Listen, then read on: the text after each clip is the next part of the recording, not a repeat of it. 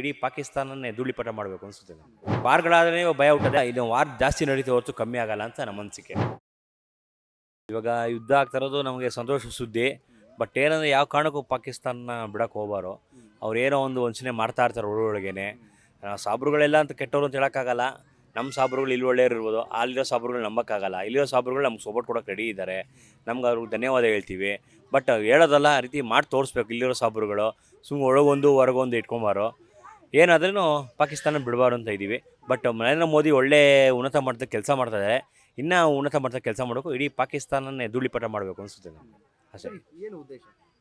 ಉದ್ದೇಶ ಏನಂದರೆ ನೋಡಿ, ಇವಾಗ ಕಾಶ್ಮೀರಲ್ಲಿ 28 ಜನ ಸತ್ರು. ಪಾಪ ಅವ್ರ ಮನೆಗಳಿಗೆ ಆಗಲಿ, ಅವ್ರ ಇದಕ್ಕಾಗಲಿ ಅವ್ರಿಗೆ ಯಾರು ಮುಂದಕ್ಕೆ ದಾರಿ? ಪಾಪ ಇರೋ ಮಗ ಇದ್ದಾನೆ ಒಬ್ಬ, ಪಾಪ ಹೊಸ್ದಾಗಿ ಮದುವೆ ಆಗಿತ್ತು, ಒಂದು ವಾರ ಮದುವೆ ಆಗಿಲ್ಲ. ಪಾಪ ಅವ್ರು ಕನ್ಸ್ಕೊಂಡಿದ್ರು. ಪಾಪ ಅಂತ ಮನುಷ್ಯ ಹೋಗ್ಮೇಲೆ ತಿರ್ಗಾ ಮನುಷ್ಯನ ಮದುವೆಗೆ ಹಾಕಾಗತ್ತಾ ಇಲ್ಲ ಅವ್ರ ಜೀವನ ರೂಪಿಸೋಕ್ಕಾಗುತ್ತಾ ಅವರು? ಇದು ಮಾಡಿದ್ದು ಬಹಳ ತಪ್ಪು. ಬಟ್ ಪಾಕಿಸ್ತಾನಿಗೆ ಈ ಸಲ ಬುದ್ಧಿ ಕಳಿಸ್ಲೇಬೇಕು, ಕಳಿಸ್ತಾರೆ. ಇದಕ್ಕೆ ಯುದ್ಧ ಮಾಡೋದೇ ಪರಿಹಾರ ಸಿಗುತ್ತೆ ಅಂತ 100% ಪರಿಹಾರ ಸಿಗುತ್ತೆ. ಇಲ್ಲ ಭಯ ಹುಟ್ಟಬೇಕಲ್ಲ ಅವ್ರಿಗೆ. ಇಲ್ಲ ಭಯ ಹುಟ್ಟಲ್ಲ ಅವ್ರಿಗೆ. ವಾರಗಳಾದ್ರೆ ಭಯ ಹುಟ್ಟೋದು. ಯಾಕೆಂದರೆ ಅವ್ರಿಗೆ ಏನಾದರೂ ಅವ್ರಿಗೆ ಅಲ್ಲಿ ಪಾಕಿಸ್ತಾನ ಅನುಕೂಲ, ತಿನ್ನೋಕ್ಕಾಗಲಿ ಅನುಕೂಲ ಇಲ್ಲ, ಹೋಗಲಿ ಒಂದು ವಾಟ್ರಿಗಾಗಲಿ ಅನುಕೂಲ ಇಲ್ಲ, ಒಂದು ಬಿಸ್ನೆಸ್ಗೆ ಅನುಕೂಲ ಇಲ್ಲ. ಅವ್ರಿಗೆ ಏನೋ ಚೈನಾ ಕಂಪ್ನಿಯವರು, ಚೀನಾ ದೇಶದವರು ಸಪೋರ್ಟ್ ಮಾಡ್ತೀವಿ ಅಂತಾರೆ. ಅವರು ಸಪೋರ್ಟ್ ಮಾಡ್ಬಾರೋ ಅವ್ರಿಗೆ. ಒಂದೇ ದೇಶ ಒದ್ಲಾಡಬೇಕು, ಸಾಯಬೇಕು. ಅವ್ರಿಗೆ ನಮ್ಮ ಇಂಡಿಯಾ ಬೆಲೆ ಗೊತ್ತಾಗಬೇಕು ಅವ್ರಿಗೆ. ಅವರು ಏನು ಅಟ್ಯಾಕ್ ಮಾಡೋಕೆ ಸ್ಟಾರ್ಟ್ ಮಾಡಿದ್ದಾರೆ, ನಾವು ಇನ್ನೂ ಬರೀ ಡಿಫೆನ್ಸ್ ಮಾಡ್ತಾರೆ. ನೆಕ್ಸ್ಟ್ ಸ್ಟೆಪ್ ಏನು ತೊಗೋಬೇಕಾಗತ್ತೆ ನಾವು? ನೆಕ್ಸ್ಟ್ ಸ್ಟೆಪ್ಪು ಇವಾಗ ನಾವು ತೊಗೊಳ್ಳೇಬೇಕು. ಬಟ್ ನಮ್ಮ ಇಂಡಿಯನ್ ಪ್ರಧಾನಿ ನರೇಂದ್ರ ಮೋದಿ ಅವರು ಏನು ಡಿಸಿಷನ್ ತೊಗೊತಾರೋ, ಈ ರಕ್ಷಣಾ ಏನು ಡಿಸಿಷನ್ ತೊಗೊತಾರೋ ಅದ್ರ ಮೇಲೆ ಡಿಪೆಂಡ್ ಆಗೈತೆ. ಓಕೆ ಸರ್, ಏನು ಹೇಳ್ತೀರಾ?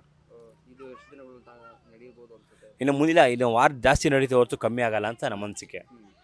ಇದು ಇಲ್ಲಿಗೆ ಮುಗಿಯಲ್ಲ. ಇದು ಸೊಲ್ಯೂಷನ್ ಸಿಗುತ್ತೆ ಅಂತೀರಾ? 100% ಸಿಕ್ಕೇ ಸಿಗುತ್ತೆ. ಅಂದರೆ ಯಾವ ಉದ್ದೇಶಕ್ಕೆ ಇಟ್ಕೊಂಡು ಈಗ ಟೆರರಿಸಮ್ ನಿಲ್ಲಿಸಿ ಅನ್ನೋ ಒಂದು ಕಾರಣಕ್ಕೆ? 100% ಟೆರರಿಸಮ್ ಉಳಿಸಿ ಅನ್ನೋಕ್ಕೆ ನಾವು ಯುದ್ಧ ಮಾಡ್ತಾ ಇರೋದು.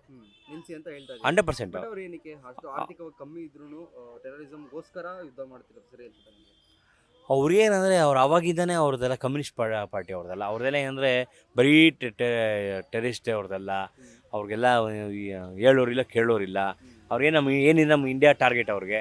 ಬೇರೆ ದೇಶ ಮೇಲೆ ಹೋಗೋಕ್ಕಾಗಲ್ಲ. ನಮ್ಮ ದೇಶನೇ ಇಂಡಿಯಾನೇ ಟಾರ್ಗೆಟ್ ಅವ್ರಿಗೆ. ಅದು ಹಿಂದುತ್ವ ಅಂದರೆ ಇನ್ನೂ ಟಾರ್ಗೆಟ್ ಅವ್ರಿಗೆ. ಆ ಹಿಂದುತ್ವ ನಮ್ಮ ಮುಟ್ಕೊಳ್ಬೇಕು. ಅವ್ರು ಯಾರೋ ಒಬ್ಬ ಮನುಷ್ಯ 2050ನೇ ಇಸ್ವಿಲಿ ನಮ್ಮ ಇಂಡಿಯಾದಲ್ಲೇ, ನಮ್ಮ ಕರ್ನಾಟಕದಲ್ಲೇ ಆಗಲಿ, ಎಲ್ಲನೇ ಆಗಲಿ ಹಿಂದೂಗಳೇ ಇರಬಾರ್ದು, ಬರೀ ಸಾಬ್ರುಗಳಿರಬೇಕು ಅಂತ ಹೇಳಿದ್ದಾರೆ. ಆ ಥರದ್ದು ಅವರು ಒಂದು ವರ್ಚಸ್ಸನ್ನ ಬೆಳೆಸಬೇಕು ಅಂತ ಪಾಕಿಸ್ತಾನಲ್ಲಿ ಕಾಯ್ತಾ ಇದ್ದಾರೆ. ಅದಕ್ಕೆ ಇಡೀ ಪಾಕಿಸ್ತಾನ ಧೂಳಿಪಟ ಮಾಡೋದಂದರೆ ನೆಕ್ಸ್ಟ್ ಹಿಂದುತ್ವ ಬಗ್ಗೆ ಯಾರು ಟಾಪಿಕ್ ಎತ್ಕೊಂಬರೋ ಅಂತ ನಮ್ಮ ಮಾಹಿತಿ. ಓಕೆ, ಇಷ್ಟು ಅಟ್ಯಾಕ್ ಮಾಡಿ ಡಿಫೆನ್ಸ್ ಮಾಡಿದ್ದಾರೆ ನಮ್ಮ ಇಂಡಿಯನ್ ಆರ್ಮಿ ಆಗಿರ್ಬೋದು, ನೀವು ಏನು ಒಪಿನಿಯನ್ ಅಂತಾರೆ? ನಮ್ಮ ಅನಿಸಿಕೆ ಏನು ಅಂದರೆ ಒಳ್ಳೆ ಕೆಲಸ ಮಾಡಿದ್ದಾರೆ, ಬಟ್ ಇನ್ನೂ ಮಾಡಬೇಕು. ಬಟ್ ಏನಂದರೆ ಡಿಫೆನ್ಸು ಇವಾಗ ನಮ್ಮದು ತುಂಬ ಸ್ಟ್ರಾಂಗ್ ಆಗಿದ್ದಾರೆ. ಆಮೇಲೆ ನಮಗೆಲ್ಲ ಅನುಕೂಲ ಇದೆ. ಆಮೇಲೆ ಎಲ್ಲ ಕಂಟ್ರಿಗಳು ನಮ್ಗೆ ಸಪೋರ್ಟ್ ಇದೆ. ಇವಾಗ ನಮಗೆ ಅಮೇರಿಕಾ ಸಪೋರ್ಟ್ ಮಾಡ್ತಾ ಇದ್ದಾರೆ, ಬೇರೆ ದೇಶಗಳು ಸಪೋರ್ಟ್ ಮಾಡ್ತಾ ಇದ್ದಾರೆ. ನಮಗೆಲ್ಲ ದೇಶ ನಮ್ಗೆ ಸಪೋರ್ಟ್ ಐತೆ. ಬಟ್ ಅದು ದೇಶ ಸಪೋರ್ಟ್ಗಿಂತ ಮೋದಿ ಮೇಲೆ ಪ್ರೀತಿ ವಿಶ್ವಾಸ ತುಂಬ ಇದೆ. ನೋಡಿ, ಇವಾಗ ಅಮೇರಿಕ ಅವ್ರು ಏನು ಹೇಳಿದ್ದಾರೆ, ಪಾಕಿಸ್ತಾನ ಅವರೇನು ಇಂಡಿಯಾಗೆ ಸ್ವಲ್ಪ ತೊಂದರೆ ಕೊಟ್ಟರೆ ಇಡೀ ಪಾಕಿಸ್ತಾನನೇ ಇರಬಾರೋ ಅಂದ್ಬಿಟ್ಟು ಅವ್ರಿಗೆ ಹೇಳಿ. ಯಾಕೆಂದರೆ ನಮ್ಮ ಜನಾಂಗ ಅಮೇರಿಕಲ್ಲಿ ಇದ್ದಾರೆ. ಅದಕ್ಕೆ ನಮಗೆ ಅಧ್ಯಕ್ಷ ನಮ್ಗೆ ಸಪೋರ್ಟ್ ಮಾಡ್ತೀವಿ ಅಂತ ಹೇಳ್ತಾರೆ. ಅವ್ರಿಗೂ ನಾವು ತುಂಬ ಥ್ಯಾಂಕ್ಸು, ಅಭಿನಂದನೆ ಹೇಳ್ತೀವಿ ಅಮೇರಿಕ ಅಧ್ಯಕ್ಷ ಅವ್ರಿಗೆ.